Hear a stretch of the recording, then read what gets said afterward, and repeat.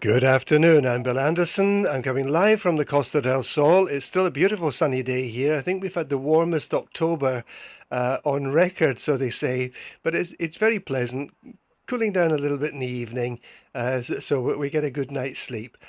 I'm very happy, as always, to welcome back my regular contributor. You don't feel like a guest anymore, Marcel. That's what I like to hear. That's what I like. Now, proper, regular, in-house, all the time, a regular feature. I'm very happy to be here too. Thank you so much. Marcel, you said it's a challenge, Dave and myself, at the end of the show last month. I did. Which was to have a cold shower every day, minimum 30 seconds, yeah? Yep, I did. Okay, well, I have to confess before the whole world Yes. that I managed it for 3 weeks. Okay, well, 3 weeks is 3 weeks. I think we're going to say 3 days. No. Well, I have to say the first couple of days, Marcel, was like 10 seconds or 15 seconds. Then it got a bit easier, and then I got weak.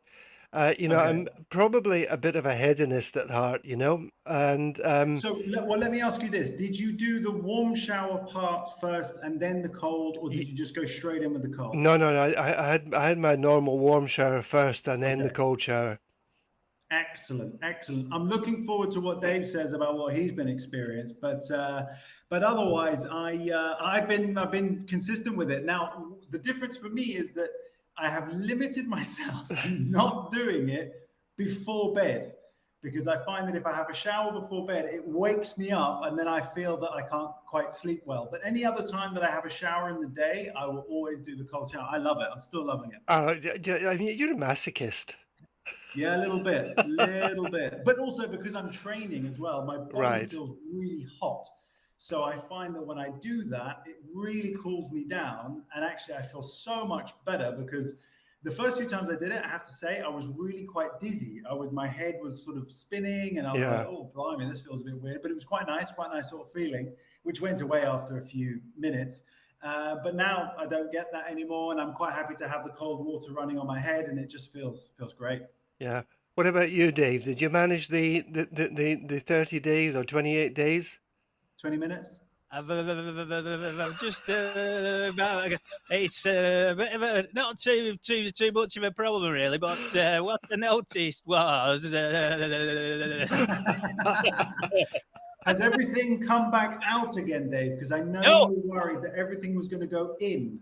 Yes, everything retracted all right, but what it was like, like a pinball machine where when you stand there and you pull the thing back and the ball goes flying up into. Well, that's the issue I've got at the moment. I'm pulling it back. Okay.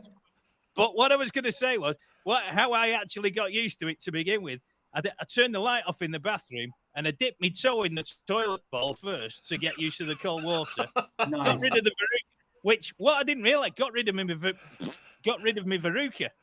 So that was a blessing. I don't know how it did. I didn't know how to bazooka and verruca in my toilet bowl, but anyway. And then I got in the shower. Then I got in the shower tray, and it was on. The water was in. So basically, you go, and then I don't remember anything after that. You passed out and fell asleep. Yeah, literally just fell on the floor. Right, good. So it was lovely. But seriously, it's lovely. But what I was saying to Bill was, what I've noticed was the side effects. I've gained a hairy ass, mate. Now, I don't know if it's a natural thing or not. And also the top of my toes. Where's that come from? The hair on that? I've never had that before. Well, it has to grow somewhere because it's not growing on the top of your head. So it's like, elsewhere. Well, I think because the water's gone on my head and the hair's gone, blow that for a game of soul, just coming out the top. Will come out somewhere else. Now it's coming out the back of my. Now I've ended up with the backside like Diana Ross. Seriously, it's I think back home there's that much going on there. I've never had that before in my life. Well, I want to say you're welcome. I'm not sure that's what you're looking for, but I want to say you're welcome. It wasn't what I was looking for, but Right. it's made me underpants look tight. Anyway, it fills out. Look like I've got a Kim Kardashian ass now when I put my underpants on.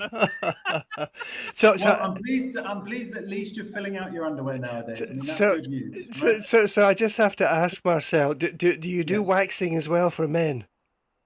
I'm afraid I don't. It does come along. I use tape. I do use taping, and that taping can provide a free waxing service if and when it needs to be removed. So that's the only occasion when I will do waxing, but it's not an official waxing service. All right, okay.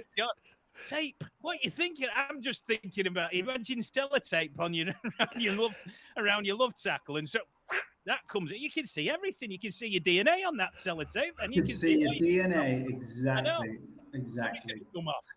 We've somewhat deviated from a cold showers now. Yeah, I was going to say to you, mate, has anybody else that's come to you about these cold showers? Has anyone else had side effects? Not necessarily the same as mine.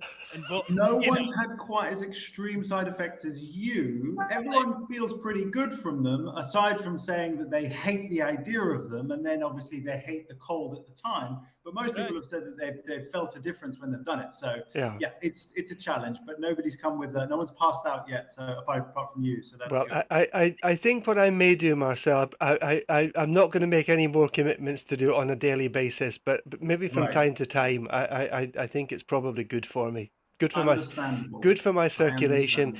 Vicky tried it for a few days, but when you were saying that it boosts testosterone, she got a bit upset when her beard started growing.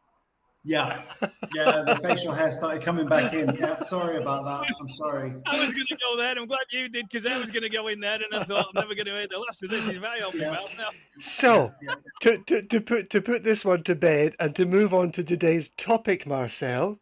Yes, please. You're going to answer some questions for us about why bother with rehab. Yep. So this is a big topic in the sense that fundamentally a lot of my clients who end up coming to me are confused about should they be doing rehab, when do they need rehab, who needs rehab, and why bother doing rehab altogether, hence the question, right? So let me throw the question out to you guys, first of all, because obviously I'm clear with what it is, but what does rehab, in the context of what I do, what do you think rehab is? Well, I guess for me, it is about, I think of it in terms of recovery from something. So you've maybe had an injury, for example, and I tend to think of rehab, rightly or wrongly, as, maybe the immediate problem is past. I don't know, you break an arm, or you break something in your leg, or you're going for surgery or had surgery, and the immediate problem's past, but then you have to get everything working again correctly. Yes. So, and Dave, what do you reckon? I'm fearful to ask, but what do you reckon? Lying down with a bottle in my hand. No, I did this once. I did rehab, and to get over my injury with my leg. Basically, the guy tied me to the back of his car and drove off with me. And, run, Dave, run! Yeah, that's what he basically said, because he said if you don't run, you're going to get dragged. so it made me genius. That was forced rehab. Forced rehab, and there's a place for it. That clearly worked for you. I'm hoping you're nice and mobile, but normally it's a little bit more gentle than that. So the frightening thing was when it went downhill, I actually overtook him. Well done, very well done. Well, for me, and for what my training has told me, that the definition of rehab is returning a person to a position of physicality that they were at before injury, or what I like to do is push them to beyond their physical ability prior to injury. Okay. Right. So and obviously where that's most relevant is if I work with athletes or people who do a sport. If they do a sport, the goal is always going to be, let's get me back to not just playing how I was, but even maybe better than I was. Right. Okay. But my agenda is always the same with a person who is a sedentary individual, or a person who the most physical thing they do is maybe go to the supermarket and then go home again. My goal is always going to be to cover the bases of essential life, quality of life stuff. Right. And the problem is that if rehab is not actively encouraged very, very soon after you've healed, or you've healed enough, and that's the other challenging part that we'll talk about, which is when are you ready for it? But if they're not encouraged to do it soon enough, then you leave too long. And what starts to happen is you get what's called compensation, muscle weakness or atrophy, or at worst, you actually get the reoccurrence of injury because your body is just not healed well enough or connected back to where it should be with the limb that has been damaged in the first place. Yeah. And that's when we talk about something called proprioception, which is a really interesting topic, mostly for me, but it's a very interesting topic that I will address as well. So, but Marcel, would you say, for example, there's a person who hasn't actually had a specific injury, but is clearly very unfit, very out of form.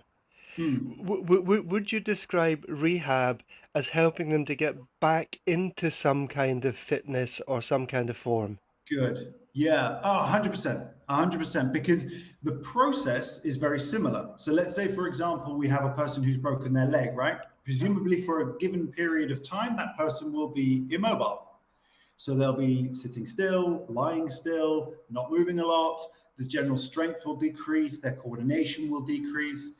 They might gain a little bit of weight, etc. That person, that same person, could present to me, but not having had the broken leg. Right. Okay. That person is unfit, weak, and maybe a little heavier than they should be. And so therefore, the process or the intensity of exercise will be at a similar level. Right. There may be some given activities that vary slightly, of course, because it might be that one muscle is much bigger than the other muscle.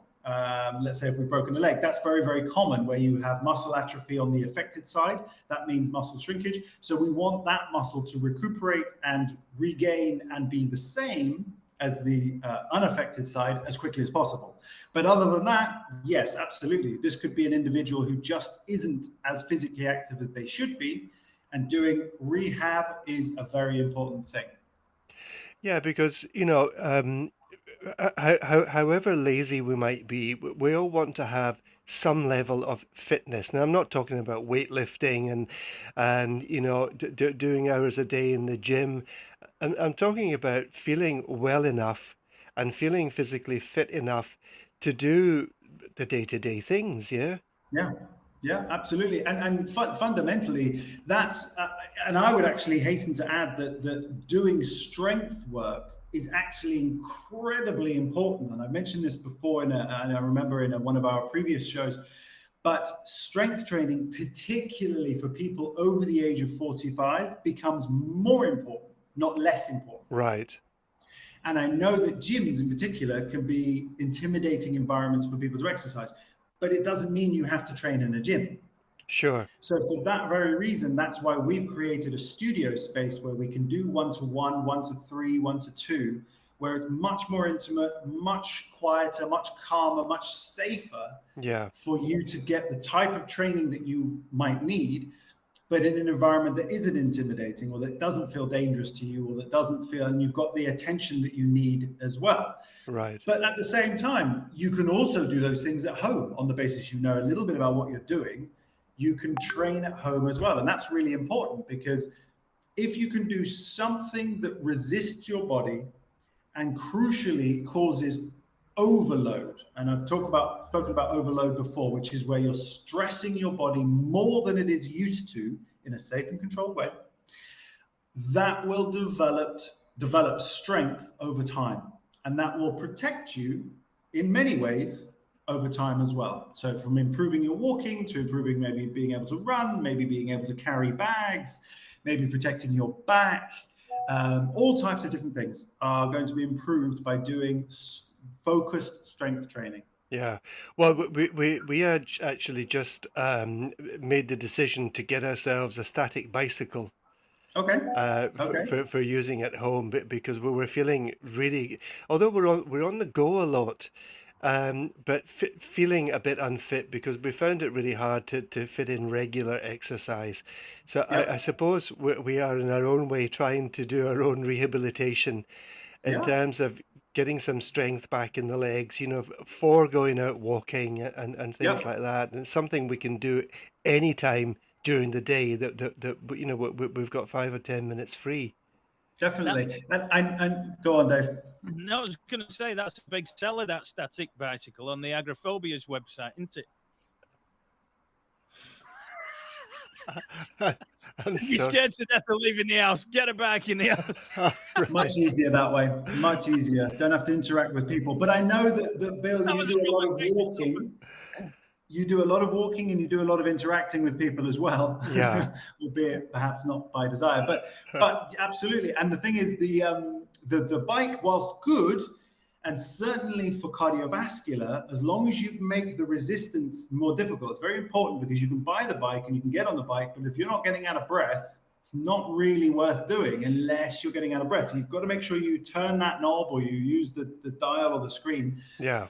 to make it more challenging for yourself, because you do have to get out of breath from doing it. Tell you what, mate, I've got to tell you, but two boys, once one of my friends years ago, he bought one of these fitness bikes in the house for his wife. And she said she didn't realize that there was a tension screw on the front of it to tighten it up. Adjust it. Yep.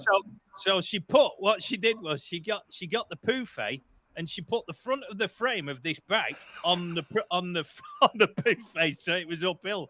And he came home one day and he saw this in the lounge. He said, "What are you doing?" And she said, "Well, I'm trying to get it resistant." So she said, "If I go uphill, I'll get fitter, won't I?" I like that.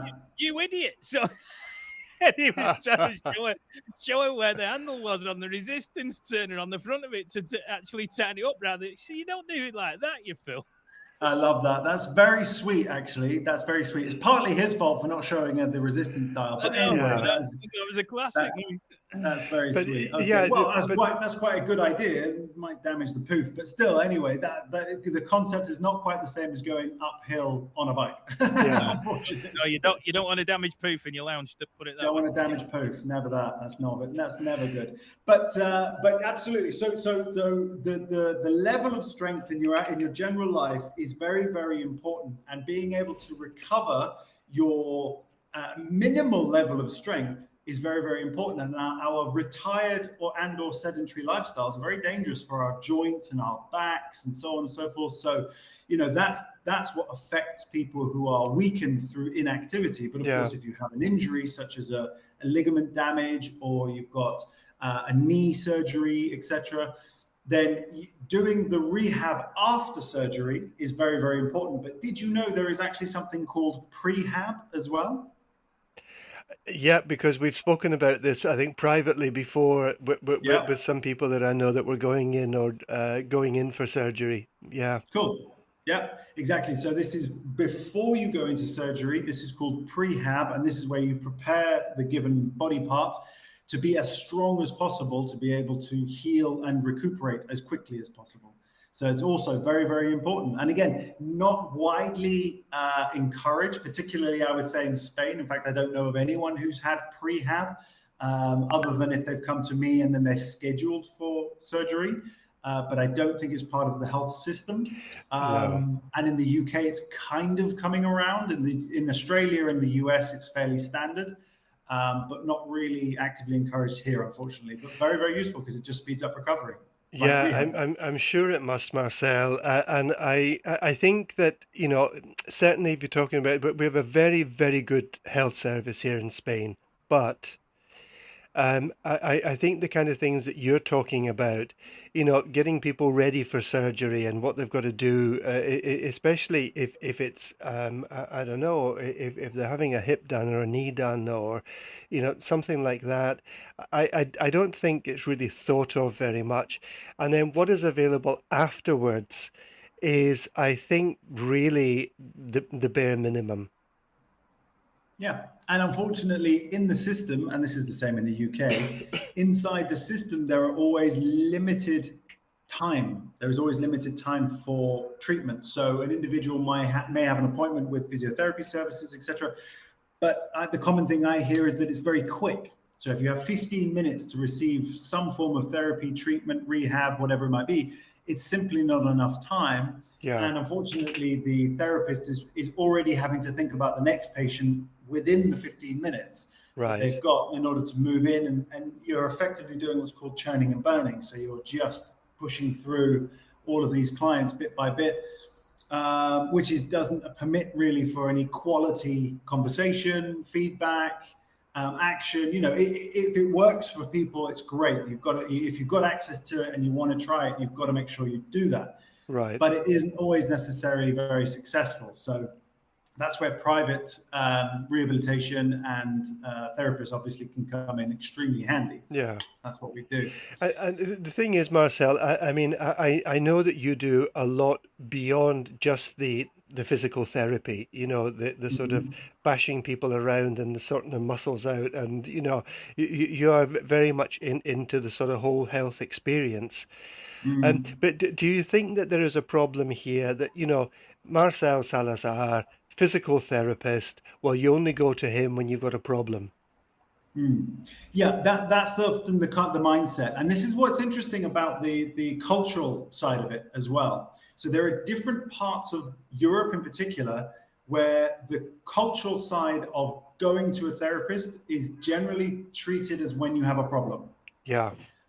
Whereas there are other parts of Europe, particularly the Scandinavian countries, for example, where they go and do preemptively things. Right. So they might feel the slightest issue, or they are aware that there's an imbalance, or performance is not quite as it was in any regard, whether it be walking or sporting or physical. And they'll think, okay, maybe I should go and see somebody and I could do something about this before it becomes a problem. And that's really a huge difference, because when you do that, you save yourself not just a lot of money probably, but also a lot of pain, a lot of discomfort, a lot of issue. If you catch these things in advance and you quite literally prevent them, it makes a massive difference to your quality of life. You don't have to experience pain. You don't have to experience periods of immobility or imbalance or all these types of things. So it's exactly based on what you've said. It's better to go to somebody before. Of course, accidents happen, right? So if you have an accident, there's nothing you can do. But if you're aware physically, and this is, again, there's a disparity, interestingly, between men and women, and I'm sure you guys can agree with this. Generally speaking, women are much more self-aware of their health and wealth, and so therefore they will preemptively go and get treatment and either be forced into it, force their husbands into it when they realize that they're getting some help that they much need. Or the man will only come along when he's got a serious enough problem that his back literally won't let him walk or talk or breathe or anything like that, and then I have to work on them. But that's more common. But by which point the challenge for you to help to fix things is much greater than if someone comes along early on. Absolutely. Yep. So that's exactly right. Whereas if you feel a little niggle, we've all had back pain. We've all felt a little bit of something coming on. We've all felt like, oh, okay, I should probably go and get this looked at. But then life takes over and you ignore it, or the pain subsides a little bit, or you take a painkiller, and that kind of works that time, but it comes back again a bit later on. And so, you know, I get it completely. Sometimes you have pains that you just don't address immediately, but if it's a niggling pain that's been around for more than 3 months, that comes and goes, get it looked at because it's just a matter of time. It's just a ticking time bomb. Yeah. It really is just something that will come and hit you hard when you're not really ready for it, and then you have to pay for it. So it's tough. That is tough. Yeah. So you know, we've kind of talked a little bit about rehab and prehab. Yeah. But we're going to take a break in a moment, Marcel, and then when we come back, what kind of things would you like to talk to us about? Well, I'd quite like to talk about what forms of rehab there are. So there are different categories of rehab, and just to clarify exactly what types of rehab it is that we do here as well. Yeah. Okay, Mr. Halewood. Yes, sir. Sound like Oliver then, didn't it? I wasn't sure if his camera had frozen, because we can see each other actually. If his camera had frozen, or if he was just in a sort of coma state there. Don't stop breathing. That was the thing.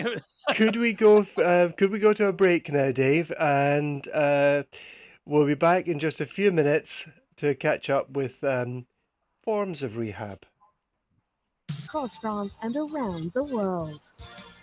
Welcome back. I'm Bill Anderson. We're coming live from the Costa del Sol with physical therapist Marcel Salazar, who is really asking us the question, why bother with rehab? Well, we've talked about some interesting things, and I'm talking about regarding rehab, Marcel. Yeah. So you're going to talk us through different types of rehab. Can you? So the most common one, and probably the type of rehab that I deal with on a most common basis, is going to be physical or musculoskeletal. Right. And that covers a very large area of rehab. So if we're talking about a person that has had a knee surgery, okay, very, very common procedure, knee or hip surgery. Hip surgery is even more common, actually. That's something I'm going to be entering into a rehab program with a hip replacement client in the next week or so. Right. Once he gets cleared by his surgeon, which is great news. And what that's going to involve is it's going to involve identifying firstly what his range of movement is. Okay, so what that quite logically sounds like, it is how much movement can we put through his hip that is both safe and comfortable. Right. Then what I'm going to want to do is I'm going to want to identify what level of strength he has, either in that leg as well, and leg and hip, as well as the opposing leg and hip. And then we're going to evaluate what type of activities can he be doing on a daily basis in order to accelerate his rate of healing and recuperation and strength and physical abilities. So that's what's going to be my primary focus when and if I work with, for example, a hip replacement client. And then over time, what we do is we measure the range of motion, and that is increasing. We measure his general strength in the localized areas and the rest of his body over time. And then we measure what are his physical abilities. So right now, going out to the shop is not an option. Right. But in time, and as soon as possible, we want to be able to make sure that he can get down his stairs, get out the door, safely proceed to a local store, and come back and repeat that action, but in reverse, without any given problems. And that is a lifestyle and well-being priority that is accelerated exponentially when you get rehab support from somebody. That hopefully would be something that would happen anyway, but the risks are much higher and the speed of your recovery is usually a bit slower if you do it by yourself. Doesn't mean you're not going to, but if you get help, it makes a big difference. Yeah, and let's be honest, if a person has had a hip problem, which has reached the stage where they need to be operated and have a hip replacement, surely the chances are that their mobility up to that point has been deteriorating anyway. Correct. So this individual is a perfect example of prehab. So I was working with him right up until 3 days before his surgery. Right. And our goal was to maintain as much movement through the joint as it would allow, but it had reduced down to around 25% of the movement of your hip. So if you can imagine what 25% of movement of your hip is, that's limited walking, that's limited ability to sit down. You can just about get up steps, things like that. And I had been working with him for a while to delay the process of surgery for as long as humanly possible, but at the same time, actively encouraging him to pursue that because we knew that it wasn't getting any better. Right. His hip required surgery, and the longer it went on, unchanged, the more his life was going to be affected. And luckily, we started the ball rolling, and actually his surgery date got cancelled 3 times, which is quite impressive, really. Right. But it got cancelled 3 times in a row before it did actually eventually finally happen. So getting recuperation and doing the prehab allowed us to maintain the muscle mass in his leg and his bum, very important. And it allowed us to maintain the integrity of his knees. His knees are also a bit of a problem. So we had to maintain and keep them strong, but they were also a problem with a lot of history. His upper body is absolutely fine, apart from one slightly dodgy shoulder. So, I mean, there's a lot going on. Yes, so if we indeed. keep him as active and mobile as possible, his return to normality is going to be that much faster. Whereas if we just leave him, everything's just going to get tighter and worse and more effective. And obviously his general well-being will be bad. Yeah. And so as soon as he gets the green light from the surgeon and his surgical site has healed appropriately, which what needs to happen, of course, then we can start getting back to work on his movement, range of motion, general strength, pain, all that type of stuff. And that's exactly what we're going to work on. And of course, that does also lead into neurological as well. So one of the other areas of rehab is neurological rehab. And that's where I've worked with people who are victims of stroke. Ah, right. Okay. So stroke victims, it's not a great situation to obviously suffer from a stroke. And there are different levels of stroke victims. And so that can affect you mildly, or it can affect you aggressively, whereby, as we know, one side of your body can be completely affected by a brain shutdown, effectively. Sure. And what we can do is it's a slower process for sure, because anything related to the nervous system, particularly if there is necrosis, which is death of the nervous system or nerve ending, etc., particularly in certain parts of your brain, it can result in at worst non-return, but at best slow recovery. Okay. And it is doable. It is doable, and I've been so proud of one client in particular who did suffer a stroke, and we got him from being wheelchair bound and unable to speak to speaking and being able to walk for short periods of time, such as being able to go to the loo, have a shower. It wasn't a possibility to walk down to the shops. He was wheelchair based, but he was able to stand load bear on one side because he lost that ability altogether. Right. And completely contracted all on one side. So everything's curled up. So one arm is tight, one leg is tight, squeezed up to the body. So it's very unfortunate. It's very debilitating. It's very difficult for a partner. But if you get rehabilitation, it can make huge differences to your lifestyle once you start to open out the body, retrain the nervous system, relax the muscles as best they can. And that form of rehab and physical therapy is incredible, and makes a big difference. And people who can absolutely recover their lives by doing that type of thing. But at the same time, if you don't do it, then very little changes and you can have a very limited lifestyle. Yeah, so you're saying, Marcel, that in the case of stroke, for example, if there is permanent damage to the brain, there's going to be some kind of limitations on how far a person can recover their mobility, for example. Correct. So that identifying limitations early on is crucial. Right. But people have defied medical belief many a time. Yeah. So there are times when your doctor and actually the medical doctor who was dealing with my client said to him, it's very unlikely you're going to be able to walk again. But we got him up on his feet and we got it walking. Right. So, it took time. It took a lot of effort. It was hard work from his part.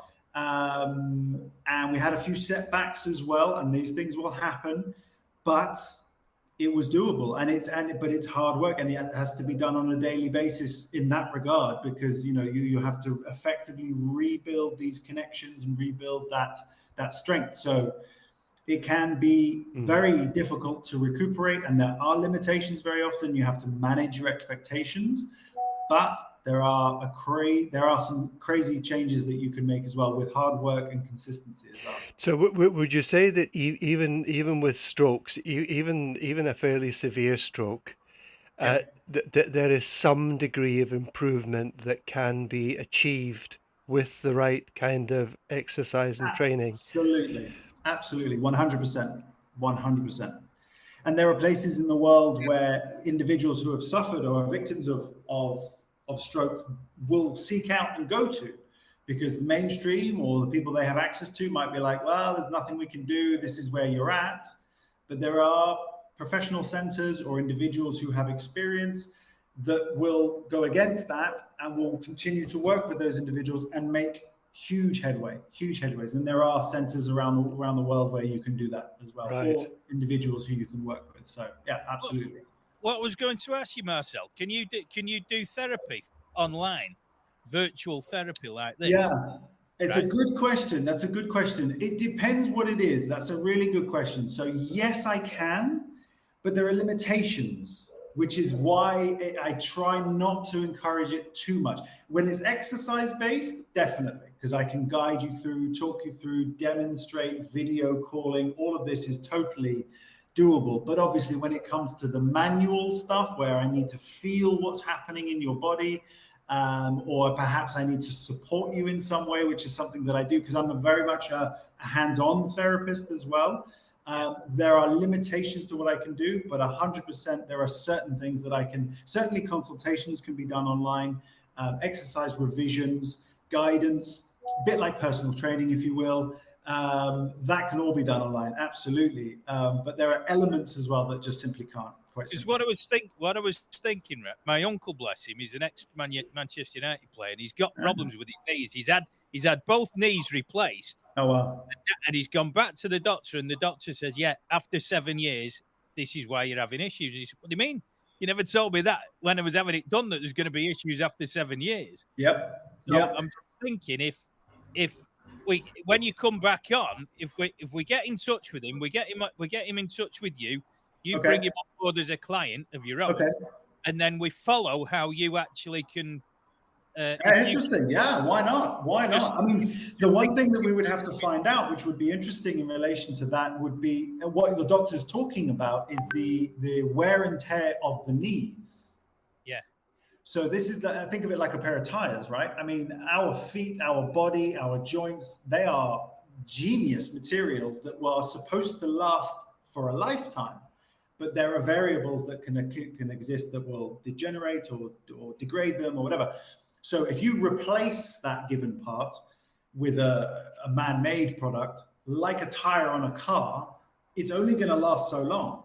Yeah, right. We haven't yet developed hardware, if you will, that replicates the quality of our own joints and our own tissue and that kind of stuff. This is where stem cell technology becomes very, very interesting, because the ability to heal and to repair yourself using stem cell tech is really interesting.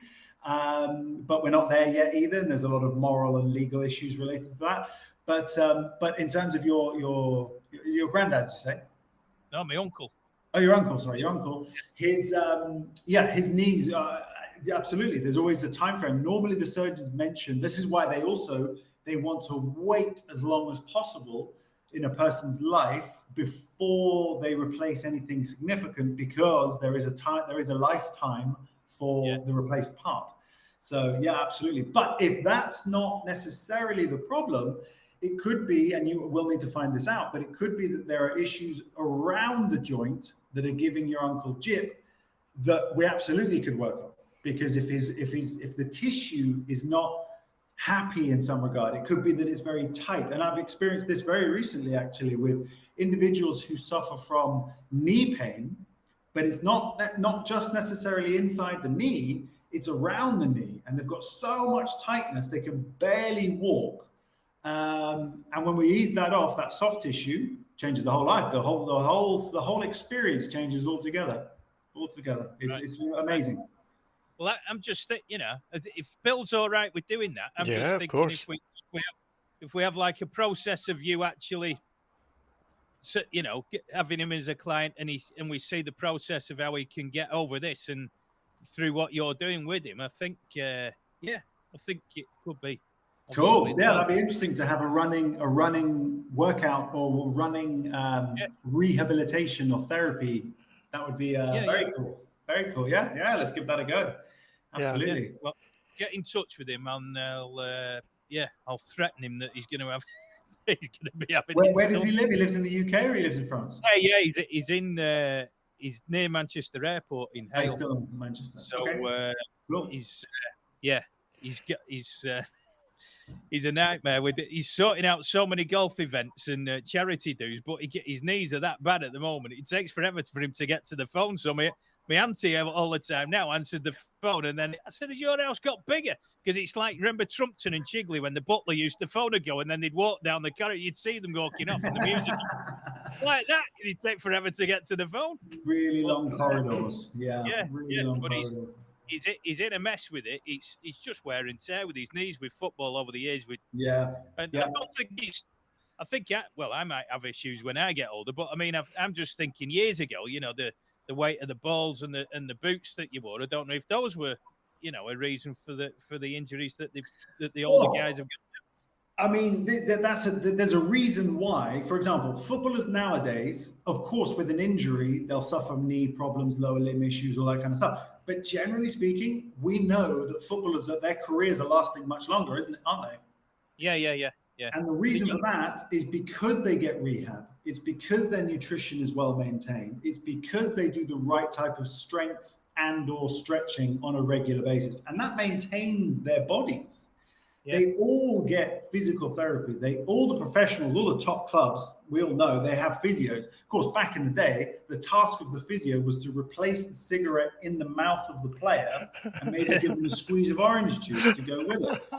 So, that was the physio came running on, and it wasn't the spray that they use nowadays. It was a plume of cigarette smoke. And that's what they, come on, son, run it off, you'll be fine. Yeah. And so, that kind of... I always remember one of my managers, actually, Bill Beattie. He was the chief scout for Dundee United, and he just said to me, "Dave, run at the number 2. He said he can't breathe. He said, just scare him to death. Just get the ball and run at him." And this lad was enormous, but he was smoking at the side of the pitch before kickoff. And I thought, you're going to have a heart attack. Yeah, I'm going to kill you. Absolutely. But I mean, like you were saying there, I mean, I finished playing 3 years ago, and I'm 54 now. And I only finished playing 3 years ago. So it's how you maintain your body and how you look at. I mean, I've always been careful of what I've done and always been active and done the right things. But, it's interesting to see certain players, even professionals, that as soon as they retire, boom, even like, for example, Brian McClare from Manchester United. Now, if you saw him, he's an after-dinner speaker. You'd never know in a month of Sundays it was him, because he's got a massive stomach, he's got a beard, he's got a lot of hair. He just looks so unhealthy, and you think, you're going to die. But you saw him 15 years earlier, and you think, professional footballer, not a problem. Absolutely. I mean, that's the thing. He played football probably because he bloody loved it. He wasn't playing because it kept him healthy, it kept him fit. He did nutrition, he did therapy, all that kind of stuff. He just loved football. So, if he played it for as long as he could and he had a skill, but if you don't have the mindset as well of prevention and, learning about new nutrition, because of course, if you're not running around the pitch 4 or 5 times a week for an hour and a half, 2 hours, 3 hours, you're burning an awful lot of calories.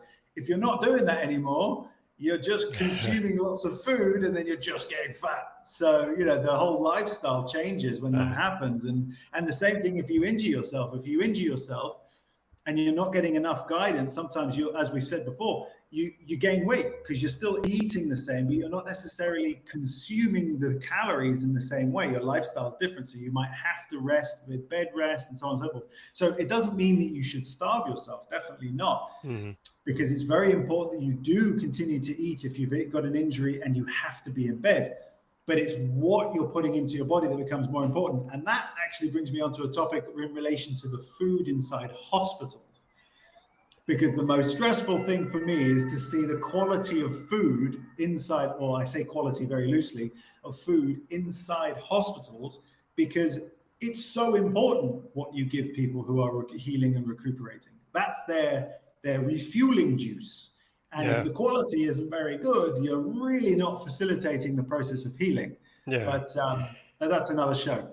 So yeah, that becomes very, very important in any form of recovery, rehab, prehab, etc. So just fueling your body as best you can to facilitate healing is fundamental. Yeah. Absolutely fundamental. We've got just a few minutes left, Marcel. You picked up on the sort of prehab and preparing people for surgery and then helping them afterwards, and also neurological.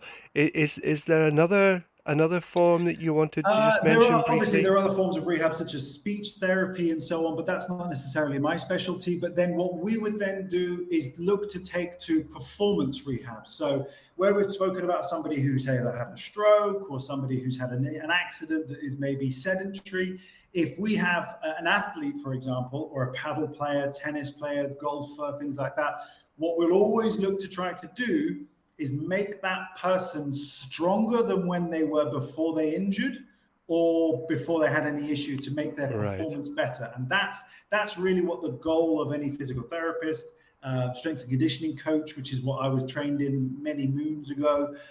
That's why I would try and combine those types of things to make the person's ability to perform better and better, despite the fact that they may have injured themselves. Right. And that's also the same with Premier League football. I mean, I think of David Beckham and his rehab. I followed that quite closely when he broke a toe, I think, and they had him bouncing on. Wasn't it? That was when he did his metatarsal before the World Cup. That's it. I remember that. And I was in London, and they were watching, because they were keeping it really closely guarded in terms of showing him. Yeah, because they didn't want to show that he was Rooney did exactly the same thing as well before the World Cup, didn't he? Rooney had the same injury. And it's so easy to do. I mean, you could stub it on a bed, or you could kick a ball wrong, or you can get stamped on, or whatever. But I remember his rehab being bouncing on a trampoline, which is difficult for most people. Bouncing on a trampoline with 1 foot is quite challenging for most people. I saw Beckham doing that whilst kicking a ball. So he was doing keepy-uppy on a trampoline. Bouncing on a trampoline with 1 leg. Now that's rehab. That's proper skill-based rehab. Victoria thought that was foreplay. She was under starters orders at that point. Oh, I don't like to think about that. But anyway, that's fine. Yeah, so that is, yeah. So, Marcel, time is beating us yet again. Yes. Would you like to just give people your website in case they want to sort of follow up and take a look at what you're doing? You'll find me on strongforlife.me or strongforlife.es if you want the Spanish version. That's no problem. You'll also find me on Facebook and Instagram with strongforlife.me. So if you put facebook.com, strongforlife.me, you'll find me. / of course, after the .com of Facebook or Instagram. And you'll also find me on Google, where you'll see all my reviews and recommendations. So if you want to check me out, definitely make sure you check out what it is that I do. And we're here based in the fantastic Calahonda Calypso area as well. So thank you so much for having me today. Thank you for coming back, Marcel. You come back in a month's time again, and a new topic for us. Thank you so much. Thanks to everyone who's been listening in today. Have a fantastic weekend, and I will be back next Friday at 1 o'clock. Take care, everyone. Brilliant.